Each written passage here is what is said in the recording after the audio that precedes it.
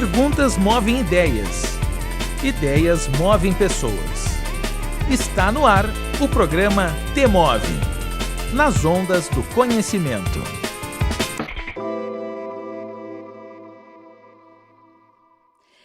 Olá, está começando o T-Move, um programa da Coordenadoria de Tecnologia Educacional da Universidade Federal de Santa Maria, produzido em parceria com a Rádio Universidade 800 AM e 107.9 FM. Eu sou a Maria Aparecida Azolim, pedagoga da CTE e apresentadora deste programa. E hoje eu tenho a imensa satisfação de dividir a apresentação com a professora Jane Schumacher, que foi minha professora no mestrado, chefe do Observatório de Direitos Humanos da UFSM. Professora Jane, seja muito bem-vinda ao T-Move. Muito obrigado, Cida. Fico muito feliz pelo convite e pela oportunidade de participar do T-Move. Nesta quinta temporada do T-Move, voltamos nosso olhar às mulheres. E no programa de hoje, seguimos esse percurso abordando um tema que, infelizmente, ainda é muito urgente: o enfrentamento e acolhimento de mulheres frente à violência de gênero. No último ano, os casos de violência contra as mulheres e de feminicídio aumentaram no Brasil e no Rio Grande do Sul, o que reforça a importância de manter esse debate vivo. E quando falamos em violência de gênero, não estamos falando apenas de números, estatísticas ou notícias que vemos diariamente. Estamos falando de vidas interrompidas, sonhos silenciados e pessoas que muitas vezes enfrentam a violência dentro dos espaços onde deveriam encontrar a proteção e a segurança. É uma realidade que atravessa diferentes idades, classes sociais, raças e territórios, revelando que a violência de gênero é um problema coletivo e que existe o compromisso de toda a sociedade. Combatê-la significa garantir informação, fortalecer políticas públicas e criar espaços de acolhimento, escuta e proteção para quem vivencia essa situação. É nesse cenário que atua a Casa Verônica, vinculado ao Observatório de Direitos Humanos da Pró-Reitoria de Extensão da UFSM. Mais do que um serviço de atendimento, a Casa Verônica representa um espaço de escuta qualificada, acolhimento multiprofissional e reconstrução de trajetórias. Além de atender pessoas em situação de violência de gênero, desenvolve ações de prevenção, formação, educação em direitos humanos, contribuindo para a construção de uma sociedade livre de todas as formas de violência. Bom, hoje, para compartilhar esse momento muito especial conosco, recebemos a Bruna Denkin. A Bruna, ela é psicóloga, servidora da UFSM e administradora da Casa Verônica. Bruna, seja muito bem-vinda ao T-Move. Olá, oi Cida, oi Jane, olá a todos que nos ouvem. É uma alegria para mim estar aqui novamente. Obrigada pelo convite. Bruna, tu já estiveste no T-Move e já respondeu aquela pergunta, né? Não é surpresa a pergunta que dá nome ao nosso programa. Mas como tem aquele filósofo Demócrito que diz que nenhum homem, nenhuma mulher pode tomar banho no mesmo rio, porque não vai ser o mesmo rio, nem será o mesmo homem, nem a mesma mulher, vou te perguntar novamente. Bruna, o que te move? Boa pergunta, né? Porque nós também estamos sempre em movimento. Essa é a ideia de sempre estar em construção, né? Mas penso ainda, e justamente, né, sendo convidada para falar sobre esse tema, que para mim é um tema muito caro. Então, eu penso ainda que em termos de trabalho, de pessoa e de projetos que eu venho desenvolvendo, o tema das questões de gênero, das violências, das desigualdades ainda são temas que me colocam em movimento para pensar como trabalhar esses assuntos e como contribuir para combater essa violência, né? Ou como contribuir para combater as desigualdades que a gente enfrenta, em especial nesse lugar também da mulher, de uma mulher cis, né? Então, penso que ainda são questões, né? As questões de gênero são questões que me movem. Perfeito. Então, antes de darmos continuidade, quero convidar quem está nos ouvindo a pensar. Se você hoje, você ou alguém próximo, precisasse de ajuda por estar vivendo, então, uma situação de violência de gênero, saberia a quem recorrer? Então, esta reflexão mostra o quanto é fundamental conhecermos os serviços que existem para acolher e proteger. Bruna, então, é neste contexto que a Casa Verônica ela desempenha um papel essencial. Daí eu queria que tu contasse um pouco para nós e para quem está nos ouvindo o que é a Casa Verônica e qual é a missão desse espaço. Uhum. Bom, Jane, acho que bem colocada essa questão, que é uma das que a gente sempre tenta levar nas nossas capacitações, nas falas da Casa Verônica, é exatamente isso, né? Onde procurar ajuda, quem procurar, isso é uma questão fundamental em situações de vulnerabilidade, de violação de direitos. Então, a Casa Verônica é esse serviço aqui da UFSM, disponível para a comunidade acadêmica, em especial, mas a gente trabalha em diferentes eixos de atuação, como vocês já comentaram. Então, a gente oferece o acolhimento para essas situações de violência, cujo o nosso público de atendimento é a comunidade acadêmica, são estudantes, servidores, servidoras, profissionais terceirizados vinculados ao UFSM. Mas nós trabalhamos muito enquanto, justamente por estar dentro de uma instituição de ensino, trabalhamos com ações de educação para a identificação, o reconhecimento das violências, né?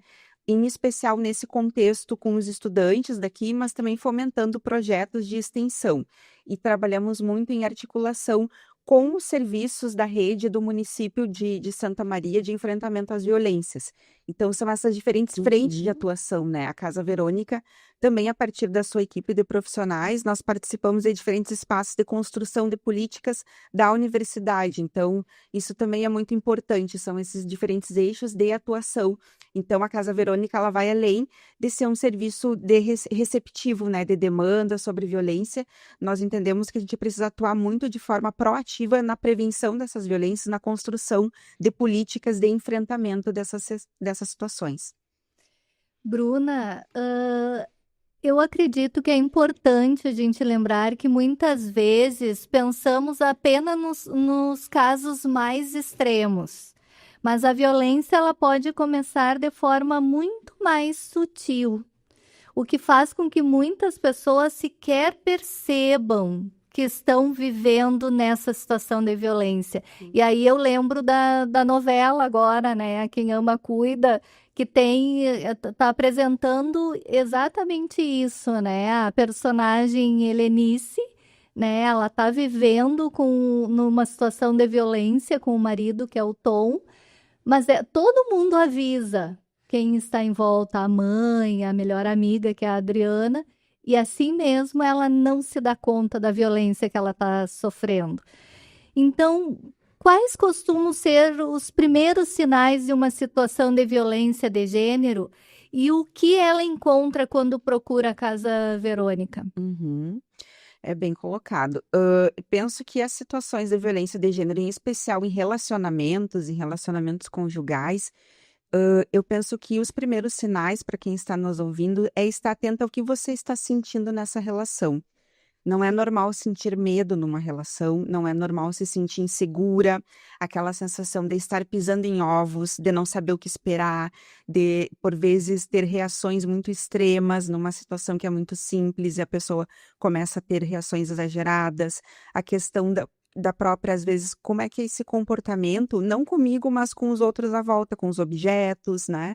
Essa violência, da forma de jogar objetos, como que essa pessoa trata os animais, por exemplo. Então, são pequenos sinais sutis ali de comportamentos dessa pessoa que não são esperados, que não são adequados na relação.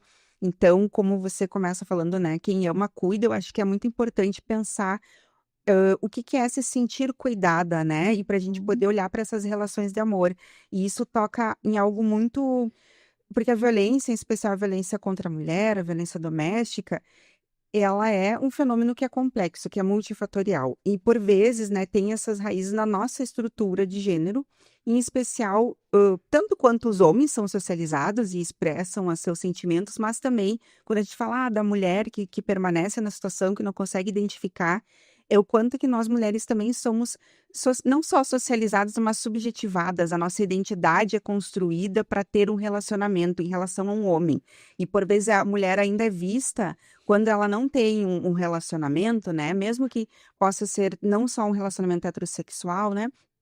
Mas quando ela não tem alguém, ela é vista como talvez incompleta, como solitária, ainda tá sozinha.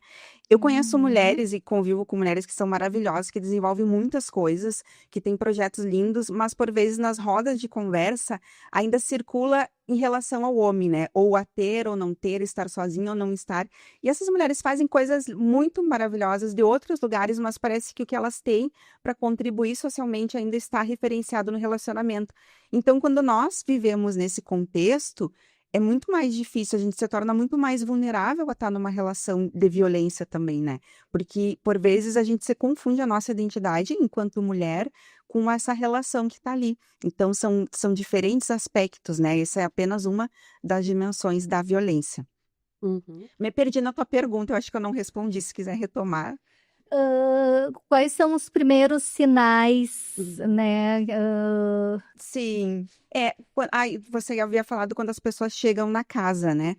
Geralmente, quando as pessoas chegam no serviço da Casa Verônica, elas já passaram por alguma violência mais extrema, né? Então, talvez alguma situação já de violação, mais física, né? Ou sexual, enfim, quando elas procuram esse acolhimento, né? Uma situação, não só mulheres, a Casa Verônica atende, né? Também atende pessoas LGBT, homens, pessoas trans ou mulheres trans, travestis. Então, às vezes ainda ocorre, né, das pessoas serem expulsas de casa devido ou à sua sexualidade, à sua orientação sexual, ao gênero. Então, quando chega lá, geralmente já tem essa violação, não é nesses sinais sutis ainda. Geralmente ou é alguma amiga, alguém que está ali dizendo tem que ir na casa, isso não, né? Mas quando a gente trabalha de forma educativa com os estudantes, falando desses primeiros sinais, aí eles começam a se reconhecer nisso. E até a gente precisa ter um cuidado de como abordar essas situações pela questão do gatilho, porque, por vezes, mobiliza nessas falas coletivas, para um grande público, mobiliza essas situações de tu se identificar e se reconhecer ali. Mas por isso também que é muito importante que a gente trabalhe com a questão da educação para as pessoas conseguirem identificar os primeiros sinais, né? Xingamento, desqualificar a pessoa, humilhação. Ai, tu sempre faz tudo errado, tu nunca faz nada certo, tudo o que tu faz não dá. Ai, grande coisa o que tu fez, né? Eu tive contato, né, uma amiga que construiu grandes coisas na vida dela, entre elas se formar numa graduação, e o companheiro dela dizia, ai, grande coisa que tu tem uma graduação, grande coisa que tu se formou. Parecia muito assim, essa inveja, essa incapacidade de conviver com as conquistas da mulher, e eu dizia, não é grande coisa, é muita coisa. Tu foi submetida a avaliações, tu fez um trabalho de conclusão de curso, tu fez isso, tu é capaz disso, né? Então, a gente poder reconhecer, né, essa pessoa que está comigo, ela me valoriza, ela valoriza as minhas conquistas, né? Ou eu estou sempre sentindo que eu não sou boa o suficiente, né? Então, aí são alguns sinais que eu indicaria para começar a pensar nessas relações. E essa vai minando a autoestima, a confiança dessa mulher, né? Isso aí. Bruna, quando tu fala em acolhimento que acontece na Casa Verônica, né, tu tá falando da garantia da dignidade daquela pessoa que tá lá, que vai buscar essa ajuda, naquela escuta qualificada, né, e no acesso que essa pessoa tem aos direitos que ela tem, né. Então, eu queria que você falasse um pouquinho que nesse processo existe uma atuação multiprofissional, né? Tu já falou anteriormente que é a questão da integração entre a psicologia, o serviço social e a orientação jurídica, né? Como isso contribui, né, para favorecer esse atendimento que a Casa Verônica oferece? Sim, é muito importante, e que bom que você falou sobre isso, porque são diferentes olhares, diferentes formações olhando para esse fenômeno. Por vezes é um trabalho muito mais qualitativo, que a gente percebe ali no dia a dia o impacto que esse trabalho e a atuação desses profissionais tem na vida dessas pessoas. Talvez quando se vai se falar de números de atendimento, talvez não sejam números tão volumosos, mas o impacto de mudar, de conseguir tirar essa pessoa, ajudar que ela saia quando ela tem, né, esse desejo, essa vontade da situação de violência. Então, o assistente social trabalha muito identificando de que forma que ela consegue, quais são as suas necessidades assistenciais. Por exemplo, é estudante, a gente consegue providenciar que ela tenha uma passagem, talvez temporária na União, para ter onde ficar, até conseguir uma casa, né, moradia estudantil. Então, essa articulação com assistência estudantil é bem importante. A articulação, trabalho e atuação da advogada se diferencia muito por ter um contato com as instâncias do judiciário, então, em especial quando envolve medida protetiva, poder, né, que ela tenha acesso a essa medida, que os estudantes, a gente acaba acontecendo casos de envolver a medida protetiva envolvendo dois estudantes, né, tanto o agressor quanto a pessoa em situação de violência, estudantes da universidade. Então, a gente poder, através desse trabalho da advogada, fazer pactuações, né, que essa medida possa ser respeitada e ambos, né, as pessoas possam frequentar os espaços da universidade sem desrespeitar a medida protetiva, a garantia da segurança e os direitos de ambos. E na psicologia, esse olhar que pode seguir acompanhando, né, tratando dessa questão dos traumas, dos efeitos psíquicos, do fortalecimento da autonomia dessa pessoa, dessa escuta que, por vezes, ela é mais pontual, ela é mais objetiva, mas ela se direciona a poder construir com essa mulher o fortalecimento da sua autoestima, como a Cida havia mencionado, para que ela possa conseguir minimamente se organizar emocionalmente para retomar a sua vida, para seguir, né? Então, é um pouco nessa atuação, no atendimento individual, mas a equipe multiprofissional, ela também vai estar nesses diferentes espaços. E por que a equipe multiprofissional também? Além, né, de eu conseguir aqui pontuar um pouco de onde é que entra a atuação de cada um, é justamente voltando nessa necessidade intersetorial da questão da violência, porque a violência contra a mulher, a gente precisa de uma rede de enfrentamento, porque é isso, tem demandas econômicas, assistenciais, tem demandas psíquicas, tem demandas jurídicas, tem demandas de diferentes setores, por isso que ela é intersetorial e é multiprofissional, para que a gente possa, então, dar contas dessas vulnerabilidades que uma pessoa em situação de violência, uma mulher, enfrenta. Nossa, que interessante. Bruna, a Casa Verônica também desenvolve um trabalho importante de prevenção, né? Sim. Educação e conscientização. Qual é o papel da educação na prevenção da violência de gênero? E eu gostaria que tu aproveitasse também e falasse do teu projeto na Escola Diácono Pozobon, na Maringá. Sim, eu acredito que a educação, ela tem o papel realmente de transformar as realidades em diferentes âmbitos, né? Senão não estaríamos aqui também. Uhum. Então, considerando, né, a violência de gênero e o gênero como uma questão social, cultural e histórica, a gente pensa, então, que a gente tem condições de mudar isso, não é porque isso acontece que vai ser sempre assim, ou se foi dessa forma. E é a partir da educação que a gente consegue atuar para repensar os nossos padrões, para poder identificar as violências que são naturalizadas, as discriminações que são naturalizadas, fundamentadas no gênero, que por vezes não se fundamentam, na verdade, né? Elas são justificadas pelo gênero, mas que não se fundamentam, a diferença dos papéis, né? A divisão sexual do trabalho, então, a educação, ela nos ajuda a pensar como que as desigualdades de gênero, essa estrutura de gênero que diferencia, que é categoria, que atribui papéis diferentes, né, para homens, para mulheres, lugares diferentes, como que isso vai impactar nessas desigualdades e como que isso vai se manifestar em violências. A educação, ela nos permite pensar e refletir sobre isso. E essa educação, ela pode ser adaptada para diferentes idades, para diferentes momentos. Então, quando a gente fala na escola, com crianças, com adolescentes, a gente pode muito mais trabalhar o desenvolvimento da autonomia, que eles se permitam ocupar diferentes lugares. Como que nós estamos educando os meninos? Acho que isso é muito importante de pensar. Porque nós ainda... Hoje, né, mas há muito tempo, acho que desde que eu era criança, como menina, eu sempre fui já educada para estudar e trabalhar, talvez diferente de mulheres que vieram antes de mim, que eram educadas para casar, né? Então, eu já fui cuidar da casa. Então, eu já fui, né, socializada para ser independente, para ter a minha independência financeira. Só que os meninos e os homens que são da minha idade, eles ainda continuam sendo educados para serem cuidados por outras pessoas, né? Uhum. Para ser o provedor, para não chorar. Então, isso são coisas, né? Para onde é que vai as expressões das emoções dos homens? Porque desde menino, eles aprendem a reprimir essas emoções. E como que isso vai impactar na forma que eles lidam com a frustração, com a rejeição, com a raiva, né? Então, são sentimentos que são naturais, que são do ser humano. Eu sinto raiva, eu me frustro. Mas o que eu faço com isso é muito diferente, né? Enquanto mulher. Como que eu posso expressar minha raiva, minha frustração, meu descontamento, meu descontentamento?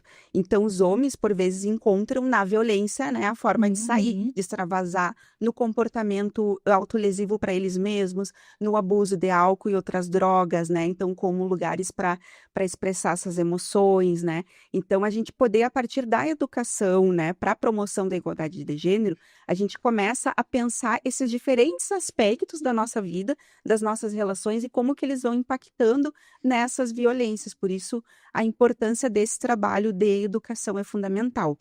E nesse sentido, esse projeto com a Escola Diácono Pozobon, ele vem com o objetivo de trabalhar com meninas e mulheres das séries finais, a partir de 13 anos, e com estudantes do EJA, a questão da autonomia feminina, dos direitos das mulheres, poder que a gente possa refletir sobre esses lugares, a construção de novas formas de elas se pensarem, construir projetos de vida para elas, dos direitos, né, para a gente poder pensar como que são construídos os direitos das mulheres, por que que a gente precisa ter direito das Uhum. mulheres, né?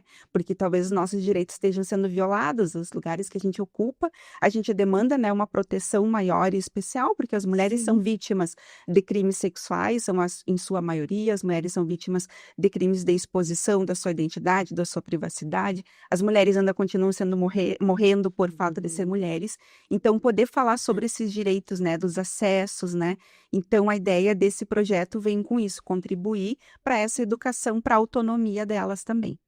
Nossa, que Muito, interessante, né? E se querermos construir uma sociedade que enfrenta a violência de gênero, nós precisamos formar pessoas capazes de se reconhecer, reconhecer as desigualdades, questionar os preconceitos e promover os direitos humanos no seu cotidiano, né, Bruna? Então, pensando nisso, que foi criado o curso de capacitação em gênero e direitos humanos. E, Bruna, então eu queria que tu contextualizasse um pouquinho para a gente como nasceu essa iniciativa e por que ela é importante hoje, né? O curso de capacitação aquele, né? Temos E alguns cursos de quais, capacitação, e agora quais eu os fiquei... temas que serão discutidos, né? Tá, agora eu fiquei um pouco em dúvida, mas Uhum. me ocorre que nós temos um curso em parceria com o NED, que foi uma solicitação para Isso. capacitação dos profissionais, sim. Ele é um curso de diversidade e inclusão, não me lembro o nome, assim, mas ele é organizado em 3 módulos. Um deles é para tratar das questões de inclusão das pessoas com deficiência, o outro é para tratar das relações étnico-raciais, o tema, né? E outro para tratar da diversidade de orientação sexual, de gênero. E a ideia é muito esse primeiro contato, porque justamente é isso, tentando trabalhar na educação. Se a gente reconhece que a gente vive numa sociedade, né, que é organizada por uma estrutura que pauta, né, as suas diferenças no gênero, né, no machismo, na questão da raça, da classe social, isso também ocorre aqui, porque nós trazemos essa bagagem. Então, a universidade, ela também enfrenta esses desafios aqui, né, que estão Sim. postos na nossa sociedade. Então, a gente precisa capacitar os nossos servidores para identificar e aprender, né, a reconhecer, a desconstruir ideias, preconceitos, enfim, de pensamentos, e como trabalhar com o público da academia, né, como construir ambientes mais saudáveis, mais acolhedores, mais respeitosos, entendendo, né, como que essas desigualdades aparecem aqui e como que cada um, no seu espaço de trabalho, o que que é possível fazer. E aí a gente começa com a primeira ideia, que é não silenciar, né? Reconhecer as nossas atitudes, os nossos padrões e poder intervir nisso. Então, quando eu escuto um comentário que desqualifica outra pessoa, de qualquer nível, né, de qualquer forma está desqualificando, mas em especial, né, para a gente poder identificar o que está relacionado ali em relação ao gênero, a classe social, a raça, a etnia, que eu possa intervir, dizer, não tem graça, né, não é brincadeira isso, não é legal o que tu fez, tá desrespeitando o colega, né, então que a gente possa pontuar essas situações para que elas não se reproduzam de forma naturalizada. Então, os cursos de capacitações têm por isso também. O curso de Ciências Sociais também está organizando uma formação em Direitos Humanos, que é aberta, é um curso online, para todas as pessoas interessadas de extensão, que também vai abordar, e fica aí o convite para quem tem interesse em conhecer mais sobre a temática de gênero, nas suas diferentes dimensões, porque é muito ampla, né?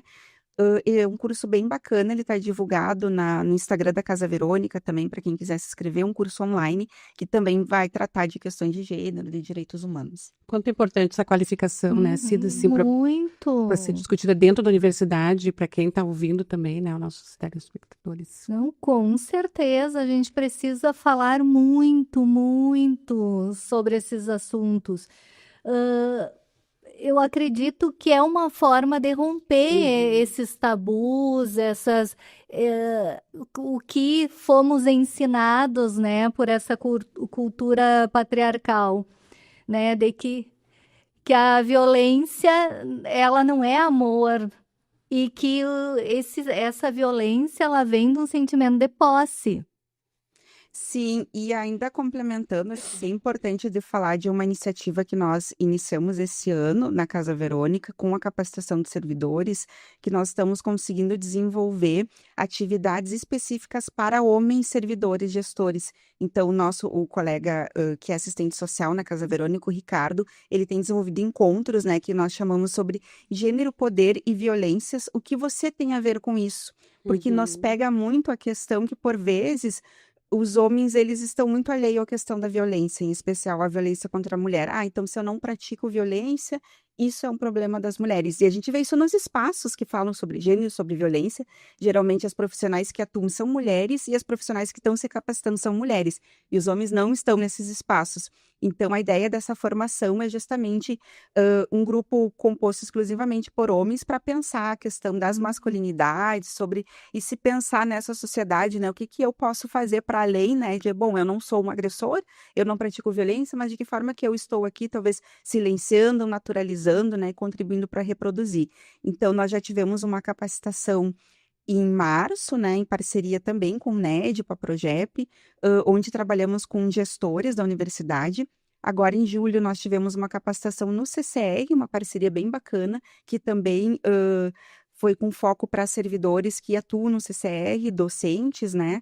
E estamos planejando algumas outras capacitações. Tem sido interessante que as unidades estão entrando em contato conosco para fazer essas ações especificamente com os homens servidores. Então, é uma ação bem bacana, assim, que tem um potencial muito interessante que está sendo desenvolvida também. E aí a gente percebe, né, que a construção de uma universidade livre de violência, ela depende não de um compromisso solitário, mas de um compromisso coletivo, né, que não basta apenas a gente existir uma rede de apoio, que é preciso que cada um ele se reconheça como parte dessa mudança.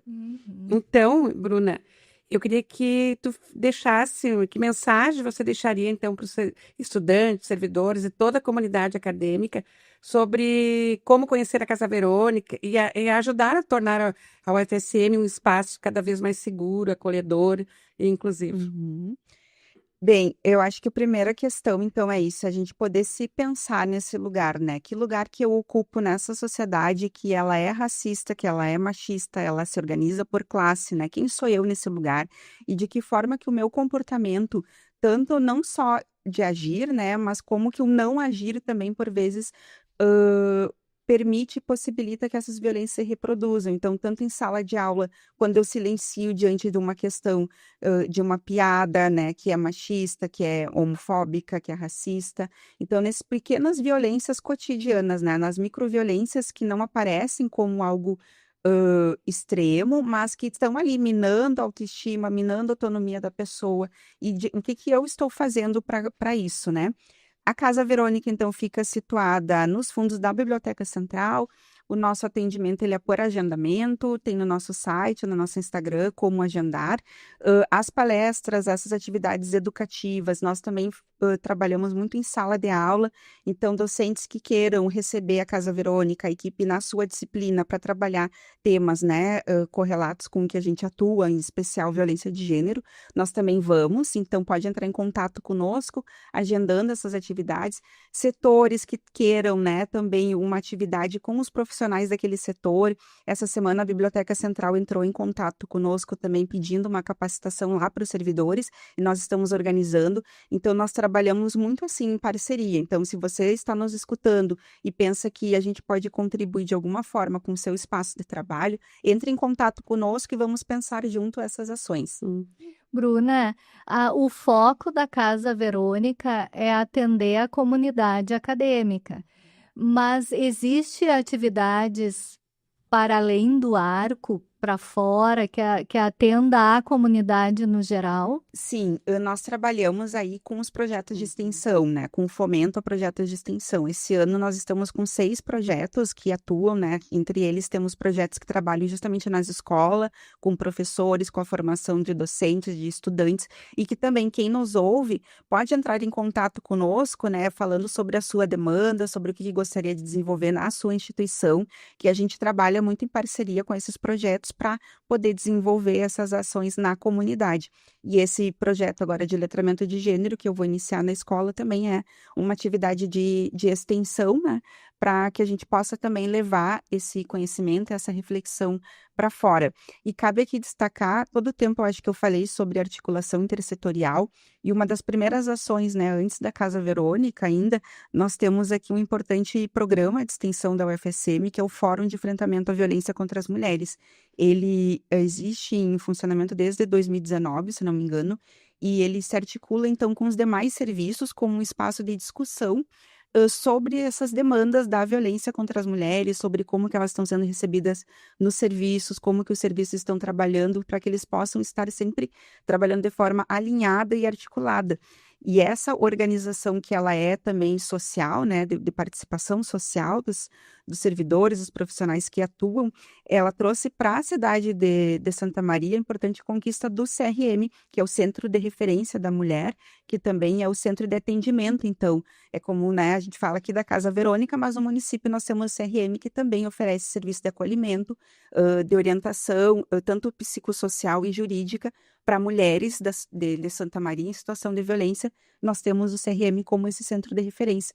E ele foi uma conquista das pautas e reivindicações desse espaço, que é um programa, então, de extensão da UFSM, que atua muito fortemente no enfrentamento à violência e também desenvolvendo ações de capacitação, como o curso Segura.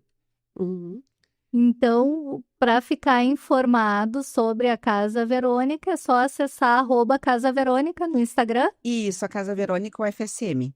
Casa Verônica UFSM. Então, Bruna, foi um prazer contar com a tua participação. Obrigado por compartilhar teu conhecimento e por apresentar o trabalho desenvolvido pela Casa Verônica na UFSM e além do arco, né? E seria isso. Obrigada. Bruna, muito obrigada por estar aqui conosco. Eu acredito demais na importância, né, que conversar, aprender, compartilhar conhecimento e ideias tem. Então, muito obrigada por estar novamente no TEMOV. Eu que agradeço e eu também compactuo, né, dessa ideia que nós estamos aqui para construir, para compartilhar e sempre aprendendo, sempre temos o que aprender. Muito obrigada. Doutora Jane, muito obrigada por estar aqui conosco, né, compartilhando essa bancada. Sim. Muito obrigada. Eu que agradeço, Cida. Muito obrigada pelo convite. Foi uma alegria participar do TEMOV e compartilhar um pouco desse trabalho desenvolvido pela Casa Verônica, né, na universidade e além da universidade. E espero que essa conversa ela alcance muitas pessoas e fortaleça essa cultura do acolhimento e do respeito. Que assim seja. Você pode ouvir novamente essa e as outras edições do programa no YouTube, no canal CTE-UFSM. A produção do TEMOV é feita por Ana Carolina Cipriani, trabalhos técnicos de Jonathan Ferreira e José Luiz Mota Pinto, direção de rádio de Jonathan Ferreira. Obrigada, queridos ouvintes, até a próxima semana e que o seu dia seja levinho, levinho e muito feliz.